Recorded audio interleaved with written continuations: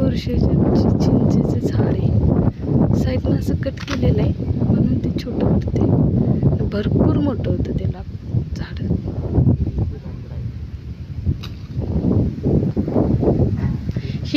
हीच लाकडं आहेत ना, ही चिंचेची लाकडं आहेत. बघा कशी आहेत चिंचेची लाकडं. ही सगळी चिंचेचीच आहेत. आका कशाची ग लाकडं ही? चिंचेचीच ना आपल्या. बघा कशी आहेत, केवढी मोठी आहेत बघा. अशी मोठी मोठी लाकडं ही अशी आता कट करून ठेवायची पावसाच्यासाठी. किती दिवस पुरत्यात ग ही? 2 वर्ष तरी जातील ना ही आपणाला. हां, मग पेरणी वगैरे झाली?